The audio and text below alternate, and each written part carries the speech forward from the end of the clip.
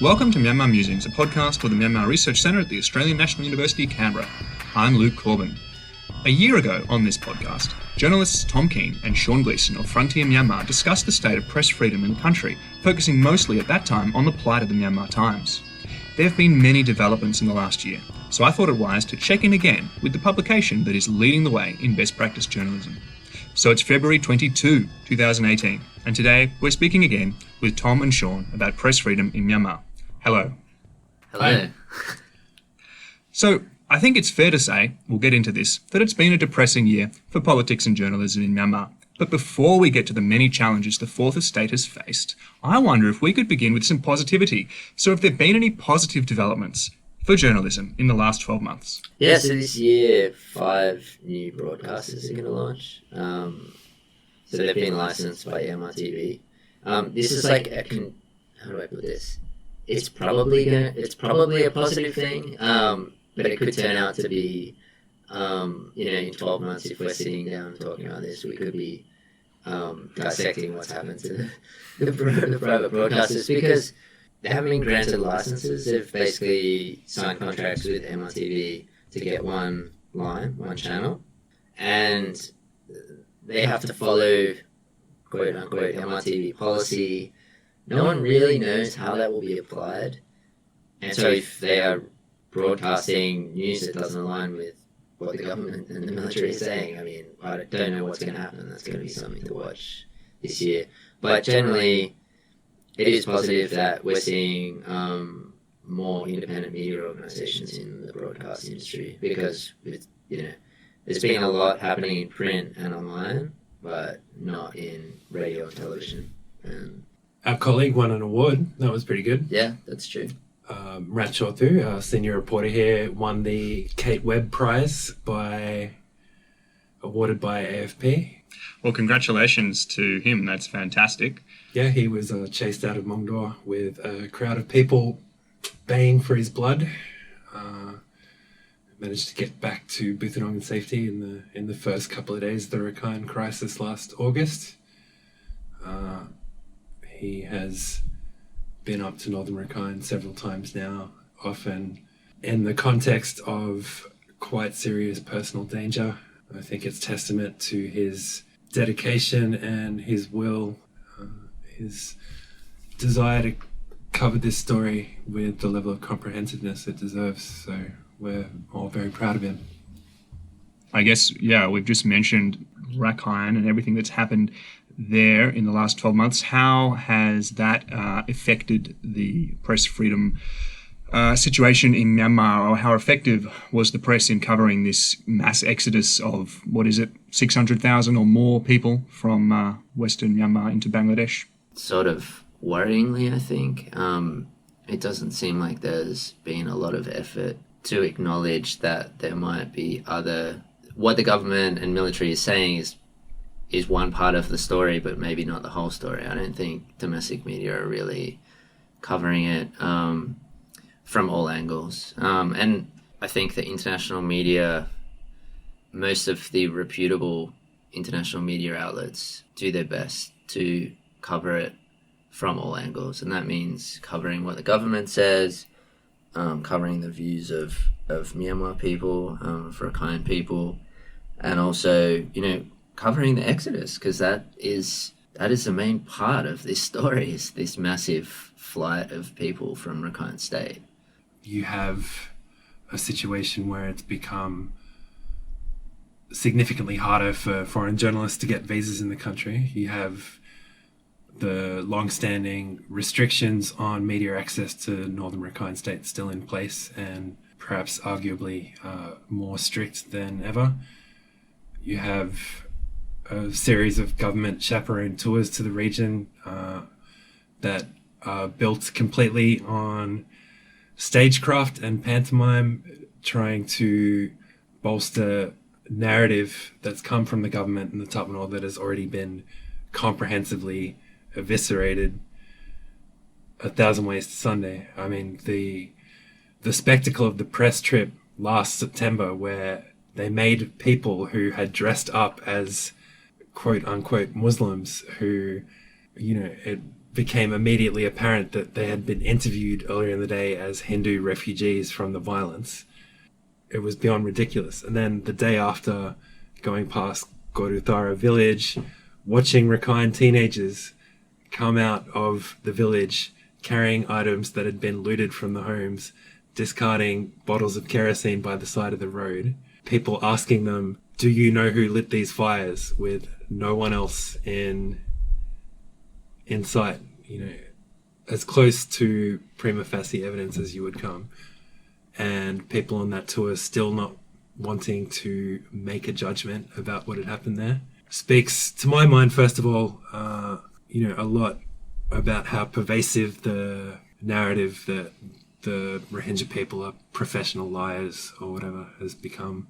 And more importantly, how scared a lot of young Myanmar correspondents are that to buck that official narrative would mean serious sanction, it would mean ostracism from their peers, their families, and potentially even jail, as we've seen time and again now.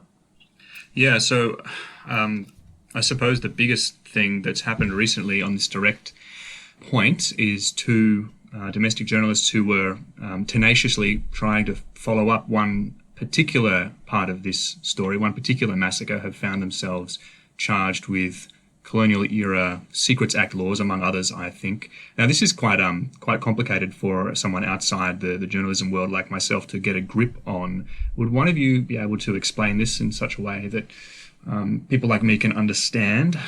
I think contextually, what we should all bear in mind is the way that the criminal justice system here is used as a carrot and stick to reinforce behavior and also to sanction undesirable behavior in the way that scholars like Nick Cheeseman have talked about at length.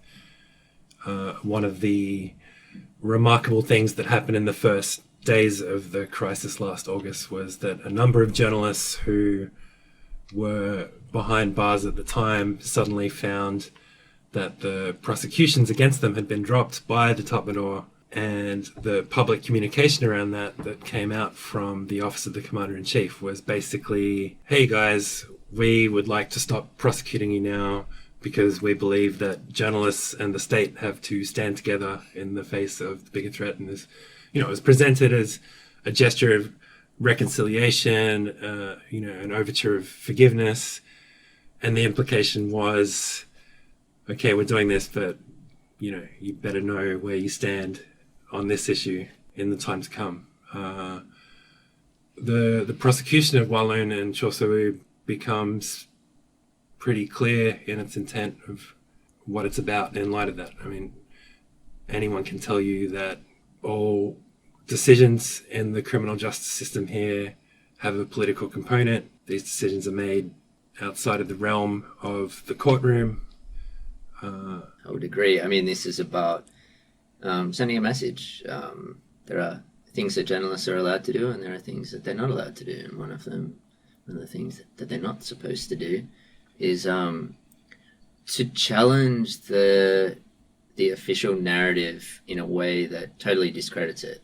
So I think it's okay for journalists to quote Muslims as saying, like, the military did this to us or the military did that to us. I think the military doesn't really mind that because it knows that most Myanmar people will dismiss it as lies. But when you find evidence that discredits the narrative and is pretty hard to refute, and in this case the military had to come out and preemptively admit that the massacre happened, then that's going to make people uncomfortable, and that's something they don't want journalists to do, and they definitely want to discourage that. In terms of the actual, the way events unfolded, yeah, I mean, you've got kind of the journalists saying that they were invited to a meeting by police. They went there, they were given documents, they walked out of the restaurant and were arrested straight away, charged with holding confidential documents. So the police say that the journalists were found walking along a road on the outskirts of Yangon, and it was just a random, they were stopped at a checkpoint. I was just reading, what happened in court the other day at the latest hearing, and the police narrative is already sort of falling apart in a lot of different ways. One of the prosecution witnesses said that they were actually arrested at the restaurant or outside the restaurant. So, and there have been quite a lot of inconsistencies inconsistencies that have come out in the trial, in the hearings. Well, the investigating officer burnt the preliminary report into the case. The defence maintains that the documents that they're in possession of all contained information that had already been published in state media in the months preceding that. So what's interesting about this case is that you have a very aggressive defense legal team. Often defense lawyers will try not to be provocative. Their behavior is conditioned so that they think the best way, or the way to get the best outcome for their client, is to basically go along with, what the judge wants them to do or what the prosecution wants them to do, and basically play ball. And then if you kind of go along with it, well, you get a lighter sentence, you might get amnestied and that kind of thing. And that's what normally happens. So some of the things that we're seeing, I imagine that in a lot of cases, the defense legal team would not be challenging the official narrative so much, and not be probing, when the prosecution witnesses are being cross-examined, like they wouldn't be so aggressive in their questioning. And they would not be so aggressive in, the way that they are framing this for the media, because the journalists who are covering it are not inside the court, generally. What they're getting is comments from the defense lawyers after the hearing. And so they that's an opportunity for them to sort of frame what's happened in the court. And this is because there are issues around access to courtrooms for journalists. And the other unusual thing about this case is that you have a lot of media coverage, and it's not just Myanmar language media. Reuters is obviously covering it in great detail every hearing. Because they were working with Reuters, right? Yeah, they were working for Reuters. So, in your average case, in your typical case, and even cases that do involve journalists, you wouldn't see, I think, such an aggressive defense, and also such intense media coverage. So you wouldn't get such a good sense of what's actually going on. And I think police are not used to that level of scrutiny, and their case is just sort of falling apart. One of the really interesting things that we're seeing happening is the resurgence of the idea of journalism as a collective vocation, one that requires collective defense, requires people to work together. Around the time of Luwienko's arrest, you had the mobilization of a group that had been dormant that was called like the Journalist Working Protection Committee or something, which is basically a collection of journalists drawn from a lot of different media outlets. They're all young. Like this is an industry in this country that skews young for obvious reasons. Most of the people who are reporters are in junior mid editorial roles are in their mid to late 20s or early 30s. And these are clearly people who feel that the professional associations, statutory bodies, that sort of thing, that are representing journalists in this country are completely inadequate and are mobilizing on their own. I don't think this kind of collective action is something that encompasses a great big swath of media workers in this country. I think there's still a lot of enmities and rivalries that go back years that may seem completely arcane to us, but are nonetheless there. For example, like when Chom Sway was arrested, the chief editor of The Voice, most of the people that were mobilizing on his behalf were either journalists that worked at The Voice, or there were people associated with Myanmar Egress, because that's where a lot of their talent pool was drawn from. A lot of the people in this working committee are people who have worked for organizations that have traditionally been in exile, whether it's Myanmar, the Irrawaddy, or DVB. And the last time that group was really active was around the time that the DVB journalist was arrested in Magway, I think. Magway, right? In 2014. This is a revival of that network. And I think that is part of a broader sense of understanding that the industry here is really at a crossroads. Like the kind of pushback from the government, the prosecutions, the threats, everything, more of a serious threat to the industry than has been encountered probably in the last 6 or 7 years at least. Is that fair to say? Maybe we are seeing the re-emergence of some of those divisions that existed in the industry before. Like, Yeah. there was always a big divide between media that was based inside the country and exile media. Yeah. And that, they kind of, to an extent, came together because exile media was allowed back. But exile media, with its more activist roots, is pushing back more strongly against. Yeah, and I think In a it sense. depends a lot on the kind of nature of the circumstances of the prosecution. I don't think there was a particularly big public outcry, for instance, when the government launched a prosecution against the chief executive of 11 Media and the chief editor in relation to the allegation that Pyo Min Thain, the chief minister of Yangon, owned a $100,000 watch, potentially because they had no firm proof of the allegation. Okay, well, mostly we've been speaking about domestic media and touching on the international stuff. And you did mention earlier that it's become more difficult for foreign journalists to get visas in the country this year, so maybe we can touch on that. But there was also a case of some journalists flying a drone over Parliament in Naypyidaw, if I remember correctly, and there were foreign journalists involved in that. And were they charged and acquitted, or what happened there? So this case was... Right? Yeah, that was a summary conviction. So they went to court, apparently with the reassurance of their defense counsel that there were a good chance for being released. And Yeah, then if they got a pleaded 3-month guilty, they would get conviction a for a fine. charge that they didn't know they were even facing. So, But then unfortunate. the other charge was dropped. They served a certain amount of that sentence, and then they were released. yeah, So, they probably got the customary week off for good behaviour. I'd imagine. and I mean, that was one case where you didn't see, like, there was some mobilization in support of them, but also there was quite a bit of non-mobilization for various reasons. Yeah, So, I mean, they were working for TRT, a Yeah. Turkish broadcaster. And one so- of the journalists was Malaysian as well. Yeah.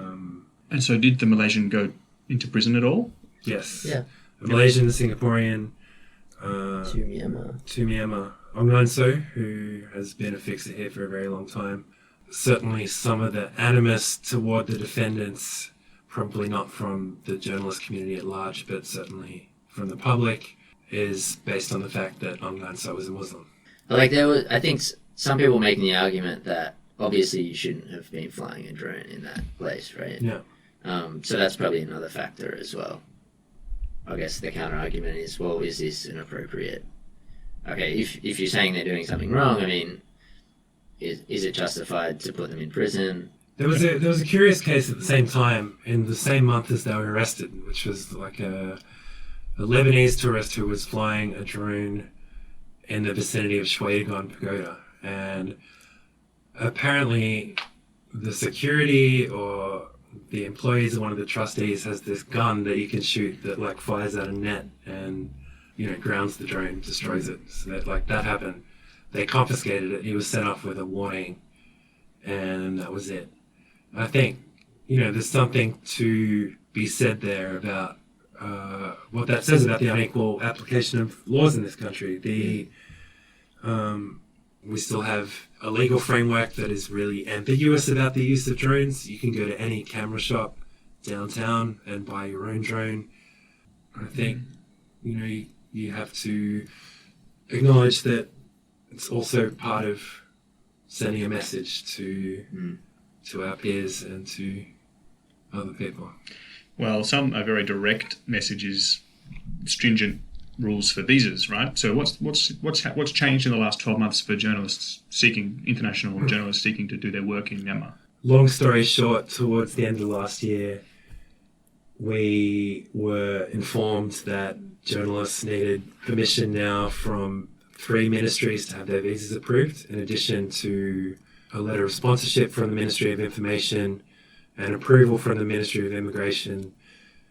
The Ministry of Foreign Affairs needed to sign off on everything.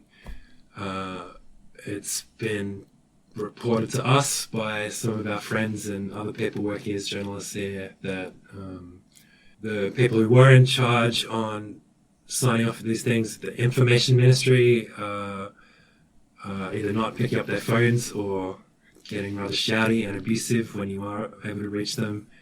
The kind of direct ports of call to expedite this for people doing it themselves have all disappeared.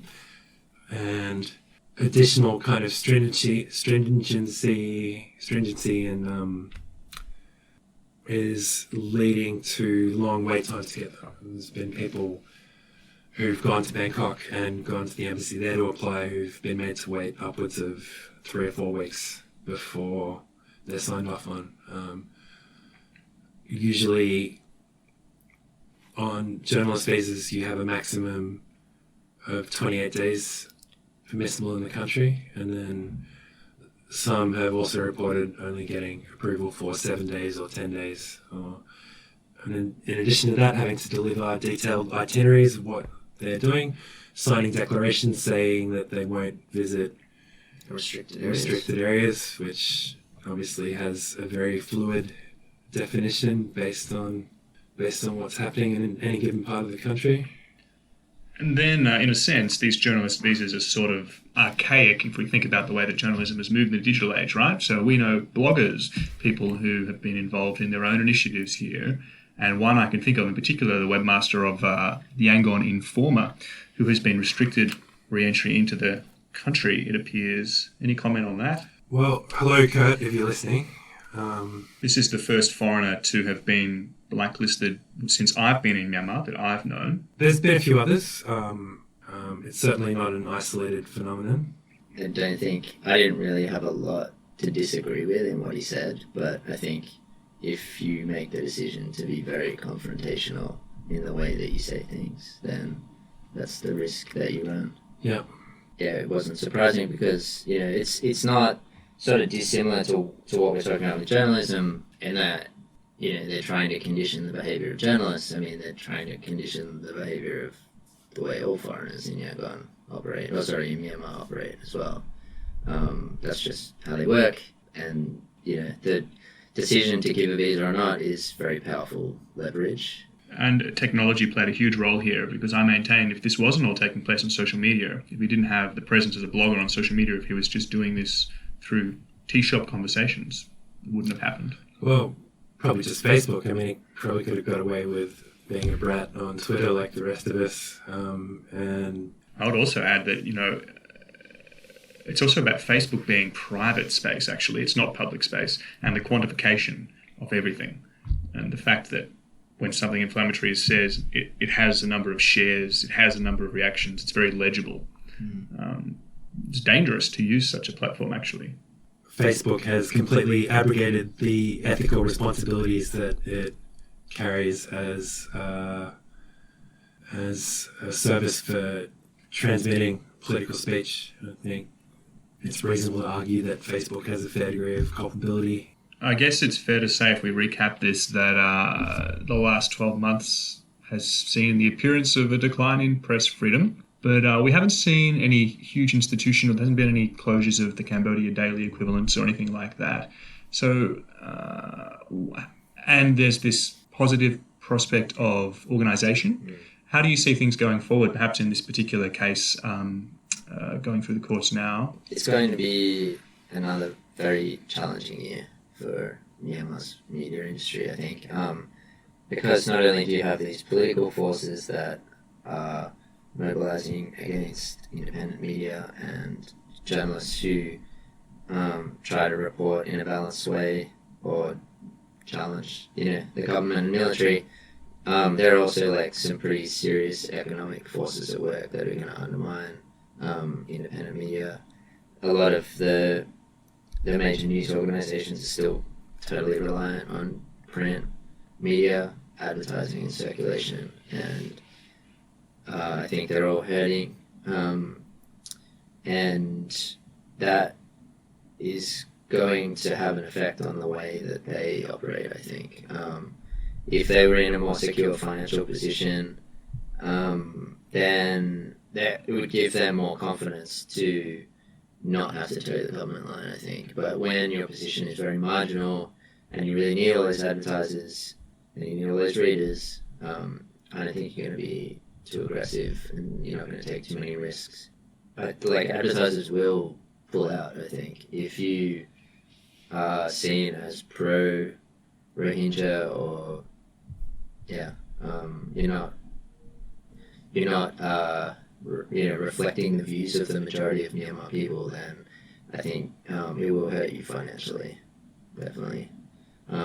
So I think that's going to be a challenge for the next 12 months, aside from what we're seeing in terms of prosecutions of journalists and that sort of thing as well.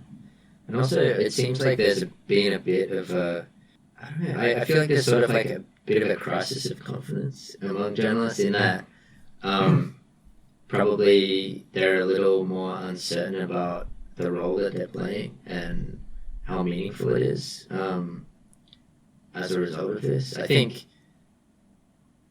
that for a long time they saw themselves as opponents of the military and then the Thein Sein government.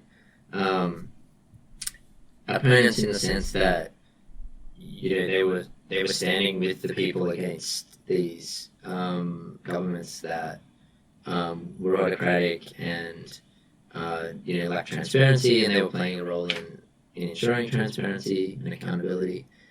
And I think there's a lot. There was a degree of support from the public for journalists, and I think because of what's happening in Rakhine, there's a lot more ambivalence towards journalists now, and I think for journalists, they're kind of wondering, like, well, am I doing something important?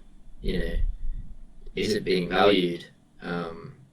So I don't know. We might see that sort of become more apparent, I think. I mean, I know people who have left the industry or are thinking to leave the industry because they just don't find it meaningful anymore.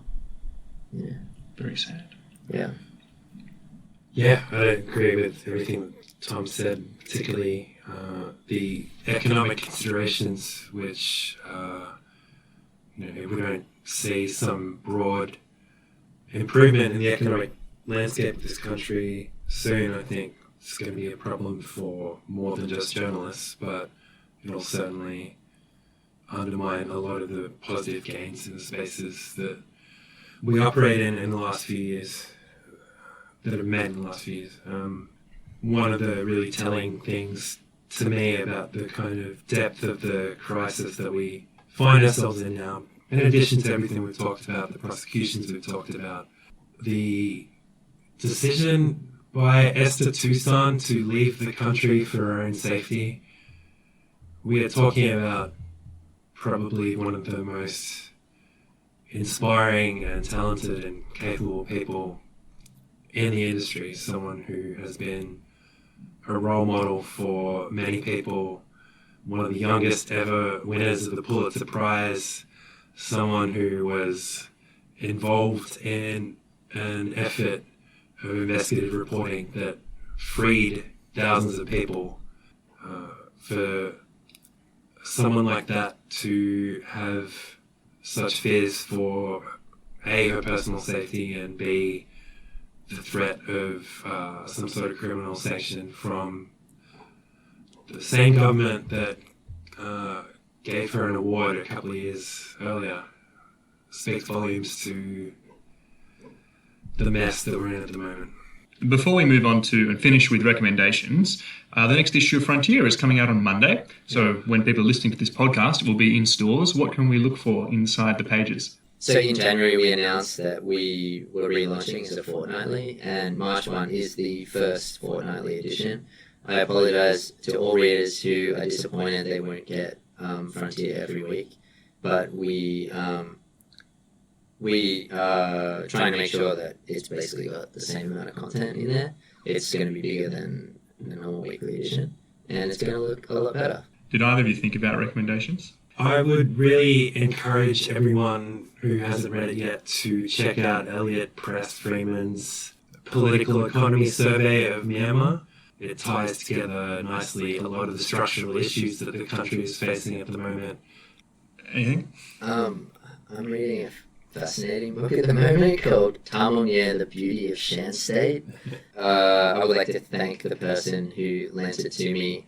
It was published in 2006 by a small press in Yangon, but it's basically an English book about the militias of northern Shan State, especially Tamil. The guy who wrote it used to be in a militia in Changtong, I think, and like was encouraged to write it by people like Thein Sein, who was the Triangle Region commander and stuff. So, not a great work of literature, but definitely very interesting. Awesome. Thank you so much for both being on Myanmar Musings. Thank you so much. Thank you.